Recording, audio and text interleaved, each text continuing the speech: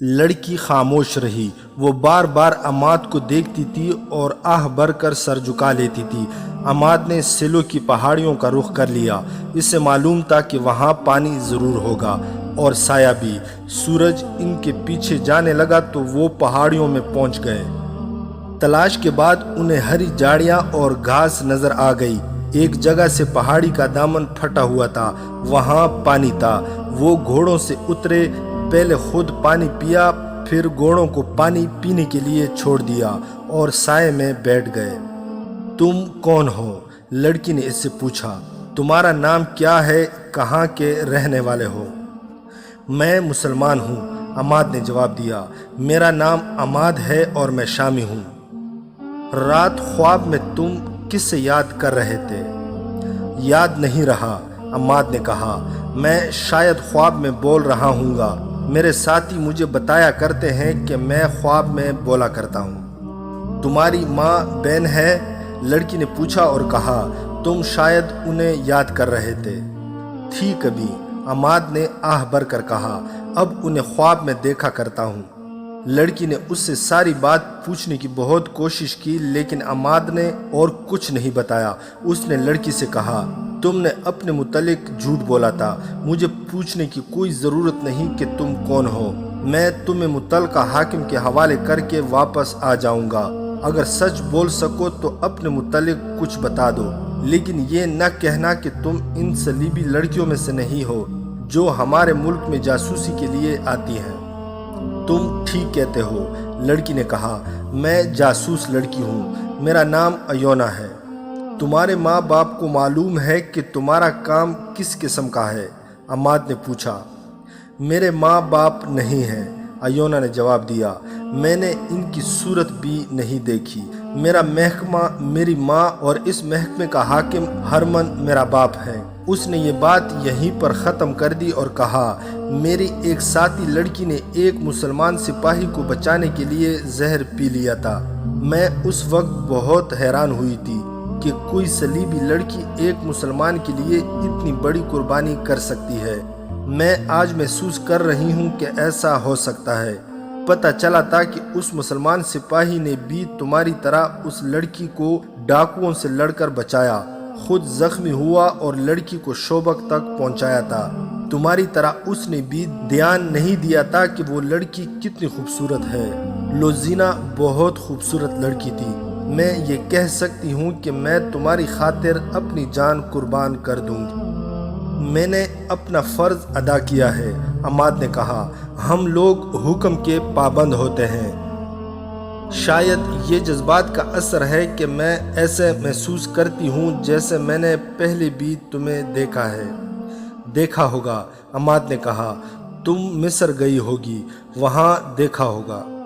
میں مصر ضرور گئی ہوں، لڑکی نے کہا۔ تمہیں نہیں دیکھا تھا، اس نے مسکرا کر پوچھا۔ میرے متعلق تمہارا کیا خیال ہے؟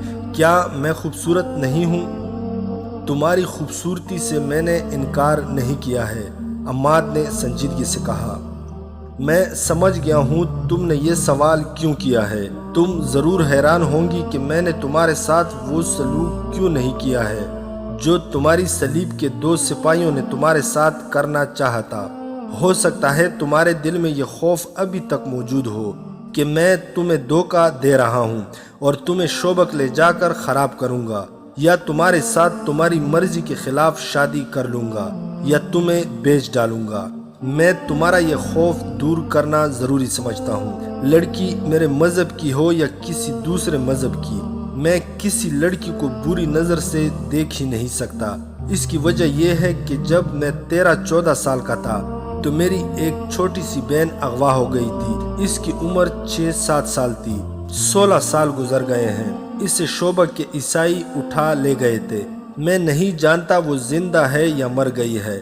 اگر زندہ ہے تو کسی امیر کے حرم میں ہوگی یا تمہاری طرح جاسوسی کرتی پھر رہی ہوگی۔ میں جس لڑکی کو دیکھتا ہوں اس سے اپنی بہن سمجھ لیتا ہوں۔ اسے بری نظر سے اس لیے نہیں دیکھتا کہ وہ میری گمشدہ بہن ہی نہ ہو۔ میں تمہیں صرف اس لیے شوبک لے جا رہا ہوں کہ محفوظ رہو۔ میں جانتا تھا کہ صحرا میں اکیلے جانے اور پیدل چلنے سے تمہارا کیا حشر ہوتا۔ اور تم کسی کے ہاتھ چڑھ جاتی تو تمہارا حال وہی ہوتا جو تمہارے اپنے صلیبی بھائی کرنے لگے تھے۔ مجھے اپنی خوبصورتی کا احساس نہ دلاؤ، میں اس احساس کے محاذ سے مردہ ہوں۔ مجھے لذت ان صحراؤں میں صلیبیوں کے تعاقب میں گھوڑا دوڑاتے اور ان کا خون بہاتے ملتی ہے۔ لڑکی اسے عجیب سی نظروں سے دیکھ رہی تھی۔ اس کی آنکھوں میں پیاس کا تاثر تھا۔ اس کے ساتھ ایسی باتیں کسی نے نہیں کی تھی۔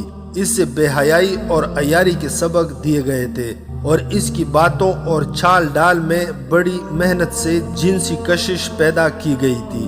اسے ایک بڑا ہی خوبصورت فریب بنا دیا گیا تھا۔ اس پر حسن اور شراب کا نشہ طاری کیا گیا تھا۔ اسے عصمت کے موتی سے محروم رکھا گیا تھا اور وہ اس ٹریننگ کے بعد اپنی ساتھی لڑکیوں کی طرح اپنے آپ کو مردوں کے دلوں پر راج کرنے والی شہزادی سمجھنے لگی تھی۔ اسے یہ بھی یاد نہیں رہا تھا کہ اس کا گھر کہاں ہے اور اس کے ماں باپ کیسے تھے۔ عماد کی جذباتی باتوں نے اس کی ذات میں ایک عورت کے جذبات بیدار کر دیے۔ وہ گہری سوچ کے عالم میں کھو گئی، عماد سے جیسے وہ بے تکلف ہو گئی ہو۔ اس نے گہری سوچ کے عالم میں کہا، ایک ڈراؤنے خواب کی طرح یاد آتا ہے کہ مجھے ایک گھر سے اٹھایا گیا تھا۔ مجھے یاد نہیں آ رہا کہ اس وقت میری عمر کیا تھی۔ اس نے اپنے بالوں میں دونوں ہاتھ پھیرے اور بالوں کو دونوں مٹھیوں میں لے کر جھنجھوڑا، جیسی پرانی یادوں کو بیدار کرنے کی کوشش کر رہی ہو۔ اس نے اکتا کر کہا، کچھ یاد نہیں آتا۔ میرا ماضی شراب اور عیش و عشرت اور حسین عیاریوں میں گم ہو گیا ہے۔ میں نے کبھی بھی نہیں سوچا کہ میرے والدین کون تھے اور کیسے تھے۔ مجھے کبھی ماں باپ کی ضرورت محسوس ہوئی ہی نہیں۔ میرے اندر جذبات تھے ہی نہیں۔ مجھے معلوم ہی نہیں کہ مرد باپ اور بھائی بھی ہو سکتا ہے۔ مرد مجھے اپنی تفریح کے لیے استعمال کی چیز سمجھتے ہیں، لیکن میں مردوں کو استعمال کیا کرتی ہوں جس پر میری خوبصورتی اور میری جوانی کا نشہ طاری نہ ہو۔ اس سے میں حشیش اور شراب سے اپنا غلام بنا لیا کرتی ہوں۔ مگر اب تم نے جو باتیں کی ہیں انہوں نے مجھ میں وہ حصے بیدار کر دی ہیں جو ماں باپ، بہن اور بھائی کا پیار مانگتی ہیں۔ اس کی بے چینی بڑھتی گئی۔ وہ رک رک کر بولتی رہی، پھر بالکل ہی چپ ہو گئی۔ کبھی عماد کو ٹک ٹکی باندھ کر دیکھنے لگتی اور کبھی اپنے سر پر ہاتھ رکھ کر اپنے بال مٹھی میں لے کر جھنجھوڑنے لگتی۔ وہ دراصل گمگشتہ ماضی اور حال کے درمیان بھٹک گئی تھی۔ عماد نے جب اس سے کہا کہ اٹھو چلیں تو وہ بھولے بھالے معصوم سے بچے کی طرح اس کے ساتھ چل پڑی۔ ان کے گھوڑے انہیں پہاڑی علاقے سے بہت دور لے گئے تو بھی وہ عماد کو دیکھ رہی تھی۔ صرف ایک بار اس نے ہنس کر کہا، مرد کی باتوں اور وعدوں پر میں نے کبھی اعتبار نہیں کیا۔ میں سمجھ نہیں سکتی کہ میں کیوں محسوس کر رہی ہوں کہ مجھے تمہارے ساتھ جانا چاہیے۔ عماد نے اس کی طرف دیکھا اور مسکرا دیا۔ وہ جب شعبہ کے دروازے پر پہنچے تو اگلے روز کا سورج طلوع ہو رہا تھا۔ وہ صحرا میں ایک اور رات گزار آئے تھے۔ عماد لڑکی کو جہاں لے جانا چاہتا تھا اس جگہ کے متعلق پوچھ کر وہ چل پڑا۔ گھوڑے شہر میں سے گزر رہے تھے۔ لوگ ایونا کو رک رک کر دیکھتے تھے۔ چلتے چلتے عماد نے ایک مکان کے سامنے گھوڑا روک لیا اور بند دروازے کو دیکھنے لگا۔ ایونا نے اس سے پوچھا، یہاں کیوں رک گئے؟ اس نے جیسے کچھ سنا ہی نہ ہو۔ دروازے کے قریب جا کر گھوڑے پر بیٹھے بیٹھے اس نے دروازے پر آہستہ آہستہ 2-3 ٹھوکریں ماری۔ ایک بزرگ صورت انسان نے دروازہ کھولا۔ یہاں کون رہتا ہے؟ عماد نے عربی زبان میں پوچھا۔ کوئی نہیں، بوڑھے نے جواب دیا۔ عیسائیوں کا ایک خاندان رہتا تھا، ہماری فوج آ گئی تو پورا خاندان بھاگ گیا ہے۔ اب آپ نے اس پر قبضہ کر لیا ہے۔ بوڑھا ڈر گیا۔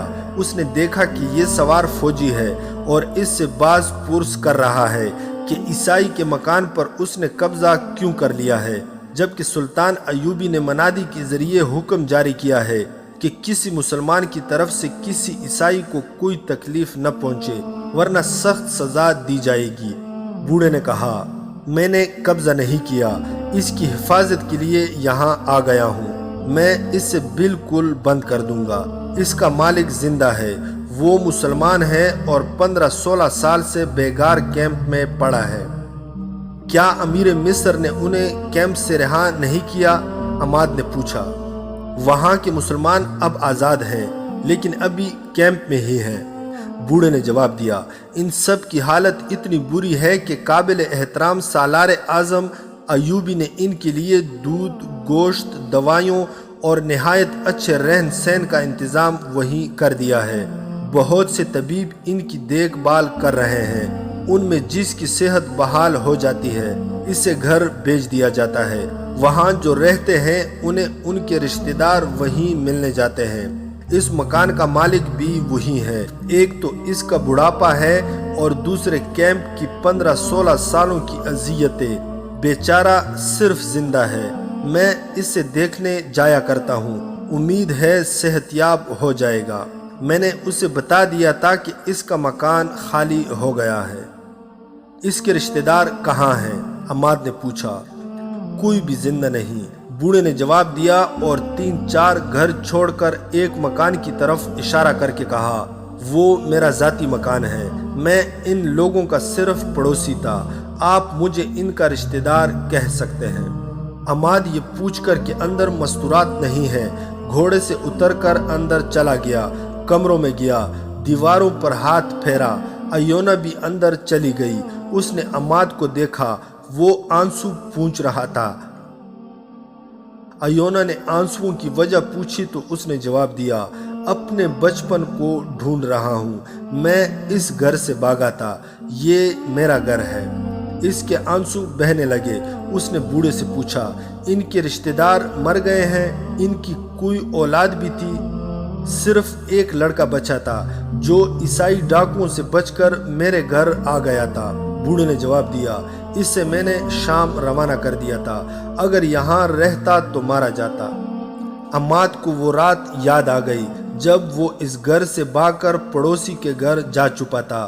وہ یہی پڑوسی تھا، مگر اس نے بوڑھے کو بتایا نہیں کہ وہ لڑکا جسے اس نے شوبک سے شام کو روانہ کر دیا تھا وہ یہی جوان ہے جس سے وہ یہ کہانی سنا رہا ہے۔ عماد کے لیے جذبات پر قابو پانا محال ہو گیا، لیکن وہ سخت جان فوجی تھا۔ اس نے بوڑھے سے کہا، میں اس مکان کے مالک سے ملنا چاہتا ہوں، مجھے ان کا نام بتا دو۔ بوڑھے نے اس سے اس کے باپ کا نام بتا دیا۔ عماد کو اپنے باپ کا نام اچھی طرح یاد تھا۔ اس لڑکی کی ایک بہن تھی، بوڑھے نے کہا، بہت چھوٹی تھی، اسے عیسائیوں نے اغوا کر لیا تھا۔ اس ضمن میں اس گھر کے سارے افراد عیسائیوں کے ہاتھوں قتل ہو گئے۔ ایونا، عماد نے لڑکی سے کہا، اپنی مقدس صلیب کے پرستاروں کی کرتوت سن رہی ہو؟ ایونا نے کوئی جواب نہ دیا۔ وہ چھت کو دیکھنے لگی۔ اس نے کمرے کے دروازے کے ایک کواڑ کو بند کیا اور اس کی الٹی طرف دیکھنے لگی۔ کواڑ پر 3-4 چھوٹی چھوٹی اور گہری لکیریں کھدی ہوئی تھی۔ وہ بیٹھ کر ان لکیروں کو بڑی غور سے دیکھنے لگی۔ عماد اسے دیکھ رہا تھا۔ ایونا لکیروں پر ہاتھ پھیرنے لگی۔ وہ اٹھی اور دوسرے کمرے میں چلی گئی۔ وہاں بھی کواڑوں پر ہاتھ پھیر کر کچھ ڈھونڈنے لگی۔ عماد نے جا کر اس سے پوچھا، کیا دیکھ رہی ہو؟ لڑکی مسکرائی اور بولی، تمہاری طرح میں بھی اپنا بچپن ڈھونڈ رہی ہوں۔ اس نے عماد سے پوچھا، یہ تمہارا گھر تھا؟ تم یہیں سے بھاگے تھے؟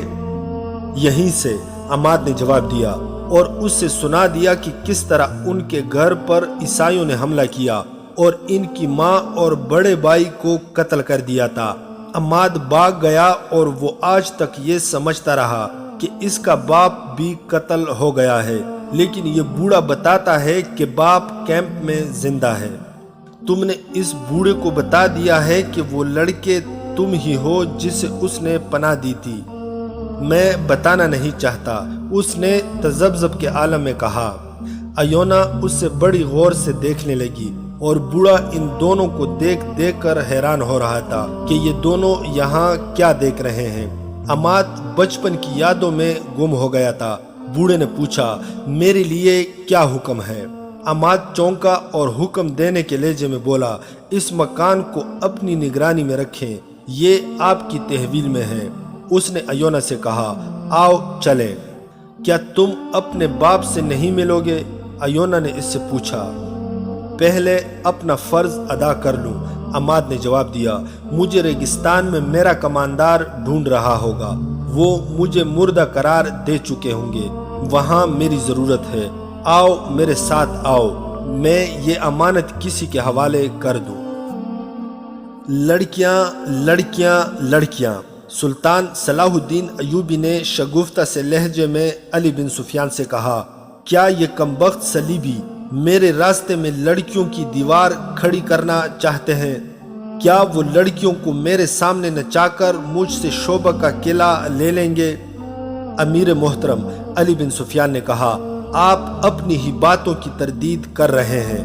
یہ لڑکیاں دیوار نہیں بن سکتی، دیمک بن چکی ہیں اور دیمک کا کام کر رہی ہیں۔ آپ کے اور محترم نور الدین زنگی کے درمیان غلط فہمی پیدا کرنے کی کوشش لڑکیوں کے ہاتھوں کرائی گئی ہے، اور ان لڑکیوں نے حشیش اور شراب کے ذریعے ہمارے مسلمان حکام اور امراء کو استعمال کیا ہے۔ یہ وہی موضوع ہے جس پر ہم 100 بار بات کر چکے ہیں۔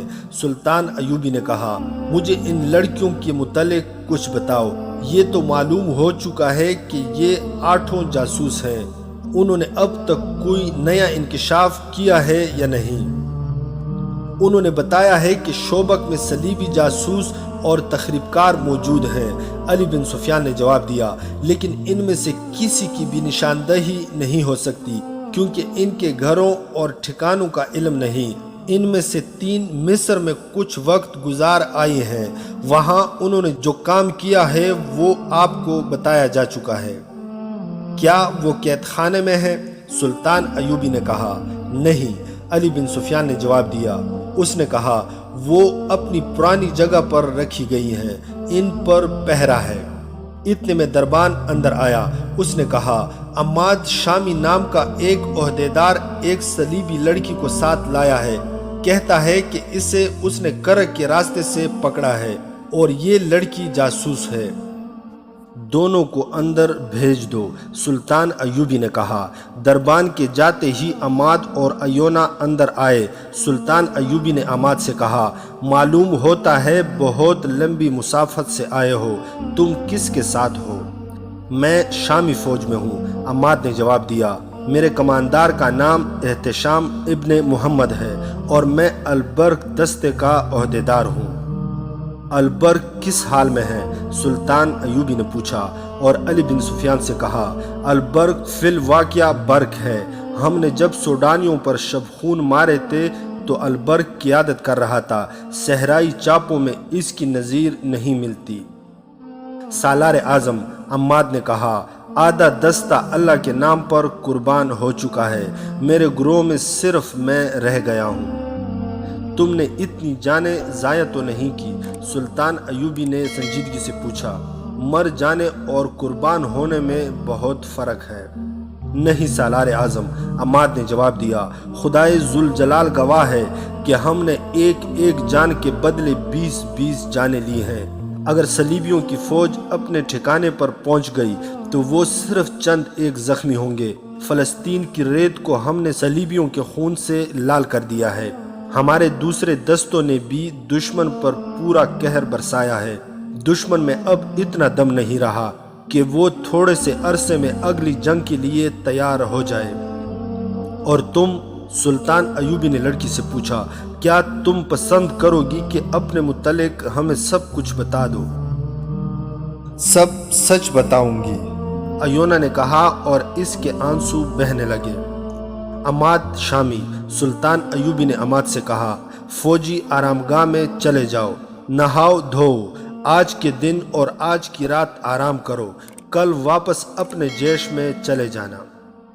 میں دشمن کے 2 گھوڑے بھی لایا ہوں، عماد نے کہا، ان کی تلواریں بھی ہیں، گھوڑے استبل میں اور تلواریں اسلحہ خانے میں دے دو۔ سلطان ایوبی نے کہا اور ذرا سوچ کر کہا، اگر ان گھوڑوں میں کوئی تمہارے گھوڑے سے بہتر ہو تو بدل لو۔ باہر کے محاذ پر گھوڑوں کی کیا حالت ہے؟ کوئی پریشانی نہیں۔ عماد نے بتایا، اپنا ایک گھوڑا ضائع ہوتا ہے تو ہمیں صلیبیوں کے 2 گھوڑے مل جاتے ہیں۔ عماد سلام کر کے باہر نکل گیا۔ اس نے امانت صحیح جگہ پہنچا دی تھی۔ ادھر سے تو وہ فارغ ہو گیا، لیکن اس کے دل پر بوجھ تھا۔ یہ جذبات کا بوجھ تھا، یہ بچپن کی یادوں کا بوجھ تھا، اور یہ اس باپ کی محبت کا بوجھ تھا جو کیمپ میں پڑا تھا۔ وہ تذبذب میں مبتلا تھا۔ جنگ ختم ہونے تک وہ باپ سے ملنا نہیں چاہتا تھا۔ ڈرتا تھا کہ باپ کی محبت اور دل کے پرانے زخم اس کے فرض کے راستے میں حائل ہو جائیں گے۔ وہ اپنے گھوڑے کے پیچھے 2 گھوڑے باندھے استبل کی طرف جا رہا تھا۔ اسے ماحول کا کوئی ہوش نہیں تھا۔ گھوڑا اس سے ایک گھاٹی پر لے گیا۔ اس نے سامنے دیکھا، شوبک کا قصبہ اس سے نظر آ رہا تھا۔ وہ رک گیا اور اس قصبے کو دیکھنے لگا جہاں وہ پیدا ہوا تھا اور جہاں سے جلا وطن ہوا تھا۔ اس پر جذبات نے رکت طاری کر دی۔ راستے سے ہٹ کر رکو سوار، اسے کسی کی آواز نے چونکا دیا۔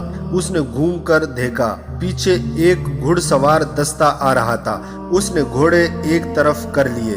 جب دستے کا اگلا سوار اس کے قریب سے گزرا تو عماد نے پوچھا، باہر سے آئے ہو؟ وہاں کی کیا خبر ہے؟ اللہ کا کرم ہے دوستو، اس نے جواب دیا۔ دشمن ختم ہو رہا ہے، شوبک کو کوئی خطرہ نہیں۔ دستہ آگے چلا گیا تو عماد دائیں طرف چل پڑا۔ میں نے آپ سے کچھ بھی نہیں چھپایا، ایونا سلطان ایوبی اور علی بن سفیان کے سامنے بیٹی کہہ رہی تھی۔ وہ بتا چکی تھی کہ وہ جاسوس ہے۔ اس نے یہ بھی بتایا تھا کہ وہ قاہرہ میں 1 مہینہ رہ چکی ہے۔ اس نے وہاں کے چند ایک سرکردہ مسلمانوں کے نام بھی بتائے جو سلطان ایوبی کے خلاف سرگرم تھے، اور اس نے یہ بھی بتایا تھا کہ صلیبیوں کی طرف سے سوڈانیوں کو بہت مدد مل رہی ہے، اور صلیبی فوج کے تجربہ کار کمانڈو سوڈانیوں کو شبخون مارنے کی ٹریننگ دے رہے ہیں۔ ایونا نے کسی استفسار کے بغیر ہی اتنی زیادہ باتیں بتا دی جو جاسوس اذیتوں کے باوجود نہیں بتایا کرتے، کیونکہ ان میں ان کی ذات بھی ملوث ہوتی ہے۔ اس سے علی بن سفیان شک میں پڑ گیا۔ ایونا، علی بن سفیان نے اس سے کہا، میں بھی تمہارے فن کا فنکار ہوں۔ میں تمہیں خراج تحسین پیش کرتا ہوں کہ تم اونچے درجے کی فنکار ہو۔ ہمارے تشدد اور قید خانے سے بچنے اور ہمیں گمراہ کرنے کا تمہارا طریقہ قابل تعریف ہے، مگر میں اس دھوکے میں نہیں آ سکتا۔ آپ کا نام؟ ایونا نے پوچھا۔ علی بن سفیان، علی نے جواب دیا۔ تم نے شاید ہرمن سے میرا نام سنا ہوگا۔ ایونا اٹھی اور آہستہ آہستہ علی بن سفیان کے قریب جا کر دوزانوں بیٹھ گئی۔ اس نے علی بن سفیان کا دایاں ہاتھ اپنے ہاتھ میں لیا اور ہاتھ چوم کر بولی، آپ کو زندہ دیکھ کر مجھے بڑی خوشی ہوئی ہے۔ آپ کے متعلق مجھے بہت کچھ بتایا گیا تھا۔ ہرمن کہا کرتا تھا کہ علی بن سفیان مر جائے تو ہم مسلمانوں کی جڑوں میں بیٹھ کر انہیں جنگ کے بغیر ختم کر سکتے ہیں۔ لڑکی اٹھ کر اپنی جگہ بیٹھ گئی۔ میں نے قاہرہ میں آپ کو دیکھنے کی بہت کوشش کی تھی، مگر دیکھ نہ سکی۔ میری موجودگی میں آپ کے قتل کا منصوبہ تیار ہوا تھا۔ پھر مجھے نہیں بتایا گیا کہ یہ منصوبہ کامیاب ہوا تھا یا نہیں، مگر مجھے شوبک بلا لیا گیا تھا۔ ہم کس طرح یقین کر لیں کہ تم نے جو کچھ کہا ہے سچ کہا ہے؟ علی بن سفیان نے پوچھا۔ آپ مجھ پر اعتبار کیوں نہیں کرتے؟ لڑکی نے جھنجھلا کر کہا۔ اس لیے کہ تم صلیبی ہو، سلطان ایوبی نے کہا۔ اگر میں آپ کو یہ بتا دوں کہ میں صلیبی نہیں مسلمان ہوں تو آپ کہیں گے کہ یہ بھی جھوٹ ہے، لڑکی نے کہا۔ میرے پاس کوئی ثبوت نہیں۔ 16-17 سال گزرے میں اسی قصبے سے اغوا ہوئی تھی۔ یہاں آ کر مجھے پتہ چلا کہ میرا باپ کیمپ میں ہے۔ اس نے اپنے باپ کا نام بتایا اور یہ بھی بتایا کہ اسے اپنے باپ کا نام اب معلوم ہوا ہے۔ اس نے سنایا کہ عماد نے اسے کس طرح صحرا سے بچایا تھا اور وہ رات کو اسے قتل کرنے لگی تھی، مگر اس کا خنجر والا ہاتھ اٹھتا ہی نہیں تھا۔ اس نے کہا، میں نے دن کے وقت اس کے چہرے اور اس کی آنکھوں میں نظر ڈالی تو میرے دل میں کوئی ایسا احساس پیدا ہو گیا جس نے مجھے شک میں ڈال دیا کہ میں عماد کو پہلے سے جانتی ہوں۔ یا اسے کہیں دیکھا ضرور ہے۔ مجھے یاد نہیں آ رہا تھا۔ میں نے اس سے پوچھا تو اس نے کہا کہ ایسے نہیں ہو سکتا۔ رات کو 2 صلیبی سپاہیوں نے مجھ پر حملہ کیا تو عماد جاگ اٹھا۔ اس نے ایک کو برچی سے مار دیا۔ میں اس وقت تک اپنے آپ کو صلیبی سمجھتی تھی۔ میری ہمدردیاں صلیبیوں کے ساتھ تھی، مگر میں نے دوسرے صلیبی سپاہی کو خنجر سے ہلاک کر دیا، اور مجھے خوشی اس پر نہیں ہوئی کہ میں نے اس سے اپنی عزت بچائی ہے، بلکہ اس پر ہوئی کہ میں نے عماد کی جان بچائی ہے۔ اور جب راستے میں عماد نے میرے ساتھ اپنے متعلق کچھ جذباتی باتیں کی تو زندگی میں پہلی بار میرے سینے میں بھی جذبات بیدار ہو گئے۔ میں تمام سفر میں عماد کو دیکھتی ہی رہی۔ مجھے صرف اتنا یاد آیا کہ مجھے بچپن میں اغوا کیا گیا تھا، مگر یہ یاد بھی ذہن میں دھندلی ہو گئی۔ آپ کو معلوم ہے کہ مجھ جیسی لڑکیوں کو کس طرح تیار کیا جاتا ہے۔ بچپن کی یادیں اور اصلیت ذہن سے اتر جاتی ہے۔ یہی حال میرا ہوا، لیکن مجھے یقین ہونے لگا کہ عماد کو میں جانتی ہوں۔ یہ خون کی کشش تھی۔ آنکھوں نے آنکھوں کو اور دل نے دل کو پہچان لیا تھا۔ شاید عماد نے بھی یہی کچھ محسوس کیا ہو، اور شاید اسی احساس کا اثر تھا کہ اس نے مجھ جیسی دلکش لڑکی کو اس طرح نظر انداز کیے رکھا جیسے میں اس کے ساتھ تھی ہی نہیں۔ اس نے مجھے گہری نظروں سے بہت دفعہ دیکھا ضرور تھا۔ ایونا نے تفصیل سے سنایا کہ شوبک میں داخل ہو کر عماد ایک مکان کے آگے رک گیا اور ہم دونوں اندر چلے گئے۔ اس نے کہا، یہ گھر اندر سے دیکھ کر میری یادیں بیدار ہونے لگی۔ مجھے ذہن پر دباؤ ڈالنے کی ضرورت محسوس نہیں ہوئی۔ ذہن اپنے آپ ہی مجھے اس گھر میں گھمانے پھرانے لگا۔ میں نے ایک کواڑ کی الٹی طرف دیکھا۔ وہاں مجھے خنجر کی نوک سے کودی ہوئی لکیریں نظر آئیں۔ یہ میں نے بچپن میں بڑے بھائی کے خنجر سے کودی تھی۔ میرا ذہن مجھے ایک اور کواڑ کے پیچھے لے گیا۔ وہاں بھی ایسی ہی لکیریں تھی۔ پھر میں نے عماد کو اور زیادہ غور سے دیکھا۔ داڑھی کے باوجود اس کی 16-17 سال پرانی صورت یاد آ گئی۔ میں نے اپنے آپ کو بڑی مشکل سے قابو میں رکھا۔ میں نے عماد کو بتایا نہیں کہ میں اس کی بہن ہوں۔ وہ اتنا پاک فطرت انسان اور میں اتنی ناپاک لڑکی۔ وہ اتنا غیرت مند اور میں اتنی بے غیرت۔ اگر میں اس سے بتا دیتی تو معلوم نہیں وہ کیا کر گزرتا۔ اس دوران علی بن سفیان نے کئی بار سلطان ایوبی کی طرف دیکھا۔ وہ لڑکی کو ابھی تک شک کی نگاہوں سے دیکھ رہے تھے، لیکن لڑکی کی جذباتی کیفیت، اس کے آنسو اور بعض الفاظ کے ساتھ اس کی سسکیاں دونوں پر ایسا اثر کر رہی تھی جیسے لڑکی کی باتیں سچ ہیں۔ لڑکی نے آخر انہیں اس پر قائل کر لیا کہ اس کے متعلق وہ چان بین کرے۔ اس نے کہا، آپ مجھ پر اعتبار کریں نہ کریں، مجھے قید خانے میں ڈال دیں، جو سلوک کرنا چاہتے ہیں کریں، مجھے اور کچھ نہیں چاہیے۔ میں اب زندہ نہیں رہنا چاہتی۔ اگر آپ اجازت دیں تو میں اپنے گناہوں کی بخشش کے لیے کچھ کر کے مرنا چاہتی ہوں۔ کیا کر سکتی ہو؟ سلطان ایوبی نے پوچھا۔ اگر آپ مجھے کرگ تک پہنچا دے تو میں صلیب کے 3-4 بادشاہوں اور اپنے محکمے کے سربراہ ہرمن کو قتل کر سکتی ہوں۔ ہم تمہیں کرگ تک پہنچا سکتے ہیں، سلطان ایوبی نے کہا، لیکن اس کام سے نہیں کہ تم کسی کو قتل کرو۔ میں تاریخ میں اپنے متعلق یہ تہمت چھوڑ کر نہیں مرنا چاہتا کہ صلاح الدین ایوبی نے اپنے دشمنوں کو ایک عورت کے ہاتھوں مروایا تھا اور شوبک میں فوج لے کے بیٹھا رہا۔ اگر مجھے پتہ چلے کہ صلیبیوں کا کوئی بادشاہ کسی لا علاج مرض میں مبتلا ہے تو میں اس کے علاج کے لیے اپنے طبیب بھیجوں گا، اور پھر ہم تم پر ایسا بھروسہ کر بھی نہیں سکتے۔ البتہ تمہاری اس خواہش پر غور کر سکتے ہیں کہ تمہیں معاف کر کے کرگ بھیج دیں۔ نہیں، ایونا نے کہا، میرے دل میں ایسی کوئی خواہش نہیں۔ میں یہیں مروں گی۔ میری اس خواہش کا ضرور خیال رکھیں کہ عماد کو یہ نہ بتائیں کہ میں اس کی بہن ہوں۔ میں کیمپ میں اپنے باپ کو ضرور دیکھنے جاؤں گی، لیکن اسے بھی نہیں بتاؤں گی کہ میں اس کی بیٹی ہوں۔ وہ زارو قطار رونے لگی۔ علی بن سفیان نے اپنی ضرورت کے مطابق اس سے بہت سی باتیں پوچھی پھر سلطان ایوبی سے پوچھا کہ اسے کہاں بھیجا جائے۔ سلطان ایوبی نے سوچ کر کہا کہ اسے آرام اور احترام سے رکھو، فیصلہ سوچ کر کریں گے۔ علی بن سفیان اس سے اپنے ساتھ لے گیا اور ان کمروں میں سے ایک اسے دے دیا جہاں جاسوس لڑکیاں رہا کرتی تھی۔ لڑکی نے وہاں رہنے سے انکار کر دیا اور کہا، ان کمروں سے مجھے نفرت ہے، کیا یہ ممکن نہیں کہ مجھے اس گھر میں رکھا جائے جہاں سے میں اغوا ہوئی تھی؟ نہیں، علی بن سفیان نے جواب دیا، کسی کے جذبات کی خاطر ہم اپنے قواعد و ضوابط نہیں بدل سکتے۔ وہاں کے پہرے داروں اور ملازموں کو کچھ ہدایات دے کر علی بن سفیان لڑکی کو وہاں چھوڑ گیا۔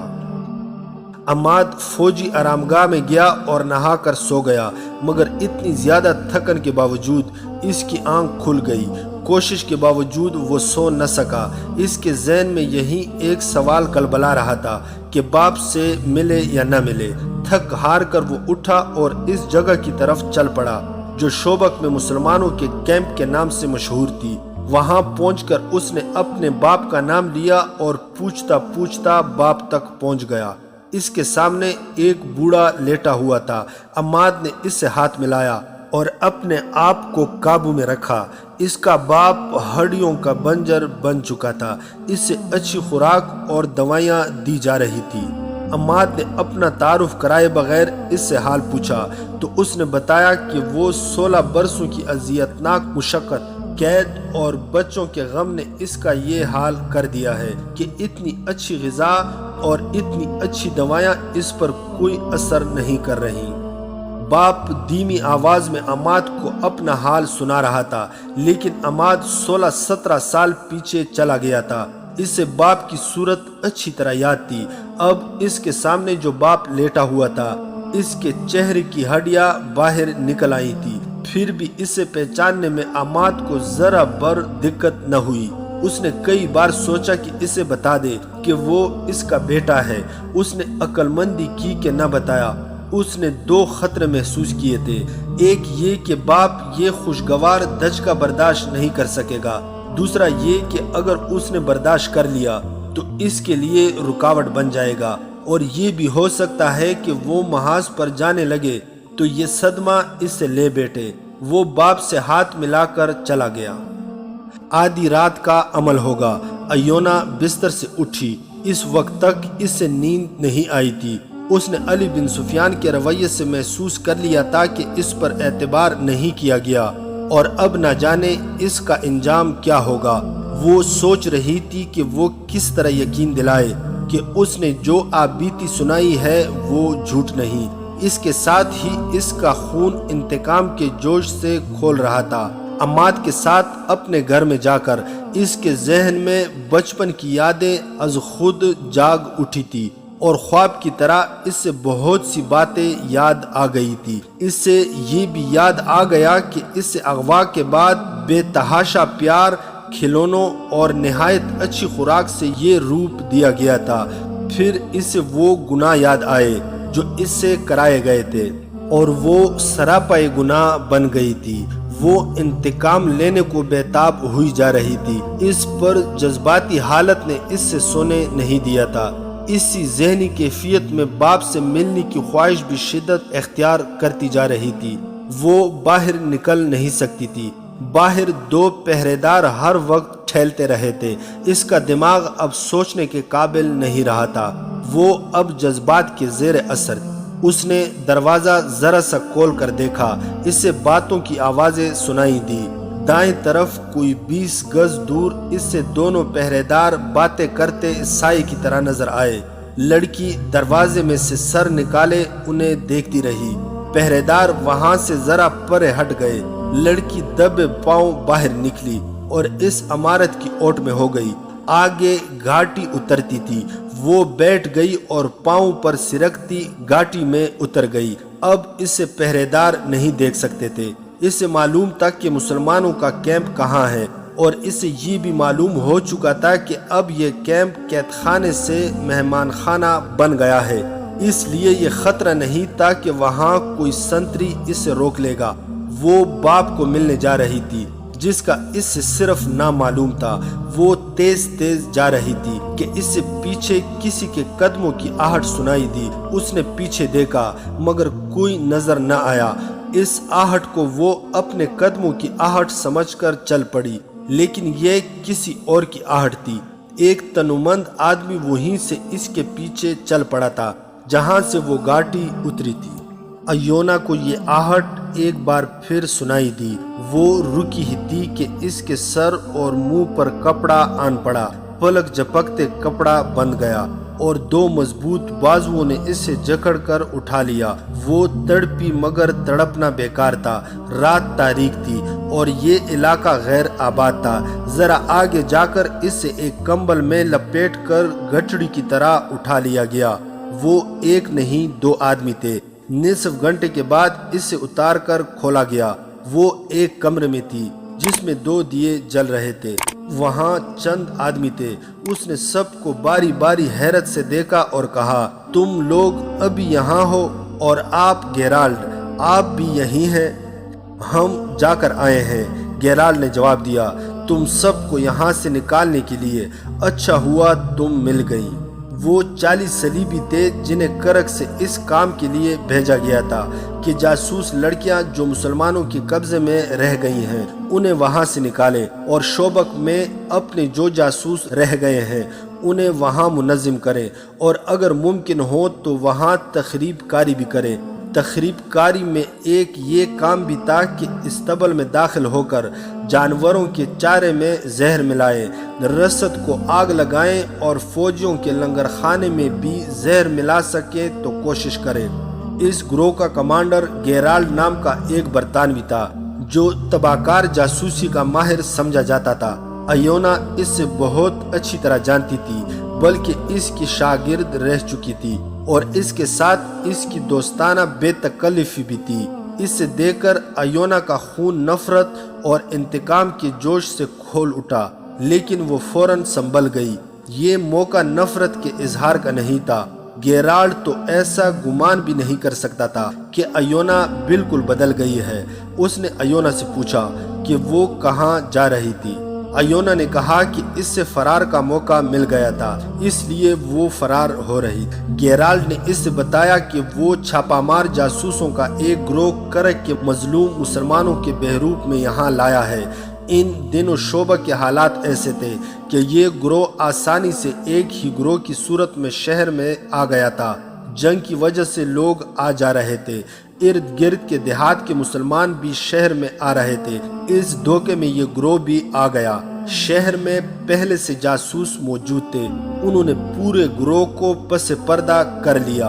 گیرالڈ نے ایونا کو بتایا کہ وہ 2 راتوں سے اس مکان کو دیکھ رہا ہے جس میں لڑکیاں ہیں۔ اس جگہ سے وہ اچھی طرح واقف تھا، یہ انہی کی بنائی ہوئی تھی۔ رات کو وہ دیکھنے جاتا تھا کہ پہرے داروں کی حرکات اور معمول کیا ہے۔ یہ بڑا اچھا اتفاق تھا کہ اس سے ایونا مل گئی۔ ایونا نے اس سے بتایا کہ لڑکیوں کو نکالنا آسان نہیں، تاہم نکالا جا سکتا ہے۔ رات کو ہی اسکیم تیار ہو گئی۔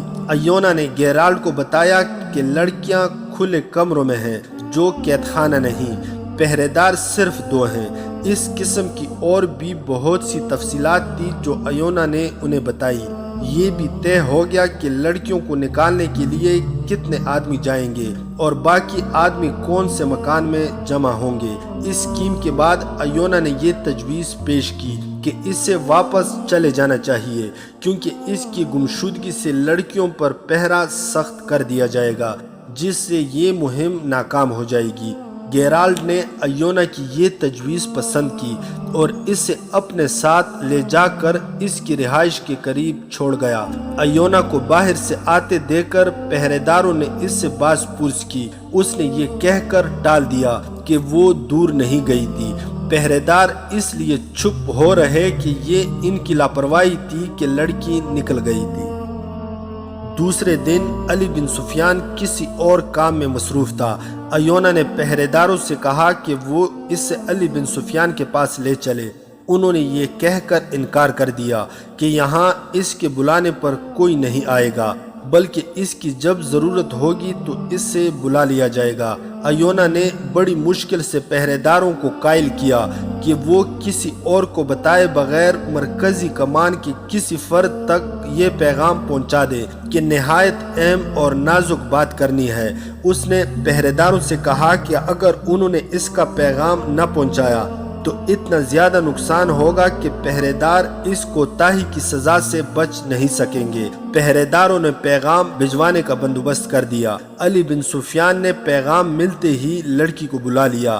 اس کے بعد لڑکی کمرے میں واپس نہیں آئی۔ رات کو جب شعبہ کی سرگرمیاں سو گئیں اور شہر پر خاموشی طاری ہو گئی تو اس عمارت کے ارد گرد 8-10 سائے حرکت کرتے نظر آئے جہاں لڑکیوں کو رکھا گیا تھا۔ عجیب بات یہ ہے کہ دونوں پہرے دار غائب تھے۔ 8-10 چاپا مار خوش ہونے کے بجائے حیران ہوئے ہوں گے کہ پہرے دار نہیں ہیں۔ وہ آٹو پیٹ کے بل رینگ کر آگے آئے۔ ایونا نے انہیں بتا دیا تھا کہ لڑکیاں کون سے کمرے میں ہیں۔ کمروں کے دروازوں اور کھڑکیوں سے یہ لوگ واقف تھے۔ وہ چھاپا مار ایک کمرے میں داخل ہو گئے۔ باقیوں نے پرواہ نہ کی کہ وہاں پہرے دار ہیں یا نہیں۔ انہیں یہ بتا دیا گیا تھا کہ پہرے دار صرف 2 ہوتے ہیں۔ 2 پر 10 کا قابو پانا مشکل نہیں تھا۔ وہ سب لڑکیوں کے کمرے میں گھس گئے مگر ان میں سے باہر کوئی بھی نہ نکلا۔ داستان ایمان فروشوں کی اگلی قسط آپ لوگ ہماری نیکسٹ ویڈیو میں ملاحظہ کر سکتے ہیں۔ مزید حقیقی اور تاریخی واقعات کے لیے اس چینل کو سبسکرائب کرنا نہ بھولیے گا۔